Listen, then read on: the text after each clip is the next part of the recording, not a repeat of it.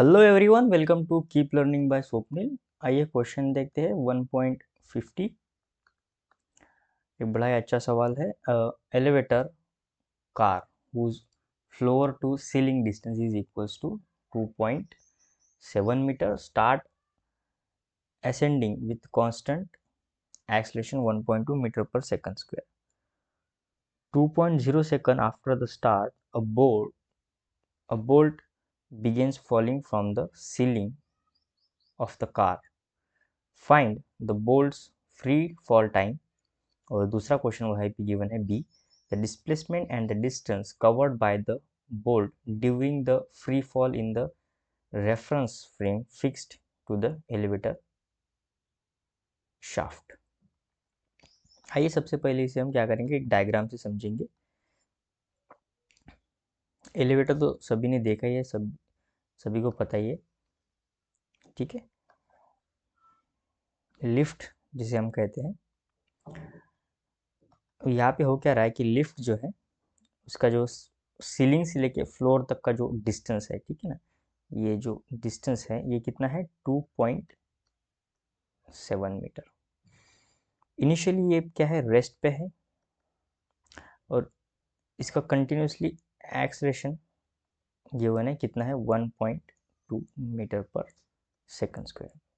तो क्या होगा, ऊपर जाएगा, ठीक है। मान लेते इसने ऊपर चढ़ना शुरू किया। किसी time t is equal to 2 second पे यहाँ तक पहुँच गया होगा, ठीक है।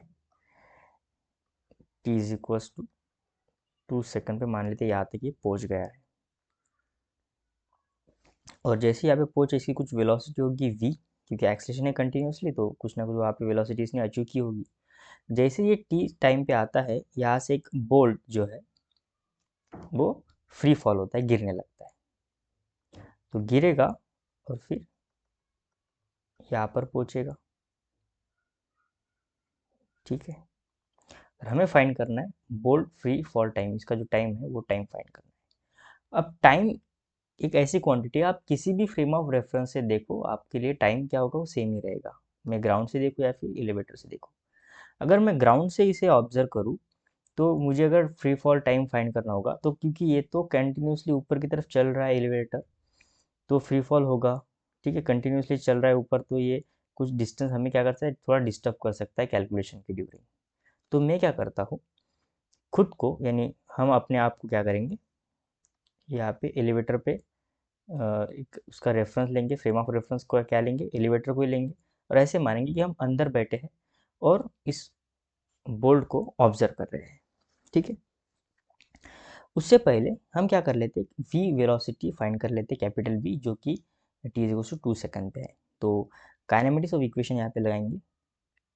तो फाइंड क्या करना है, हमें फाइंड करना है velocity of elevator at t is equals to 2 second. तो kinematics equation v is equals to u plus a T.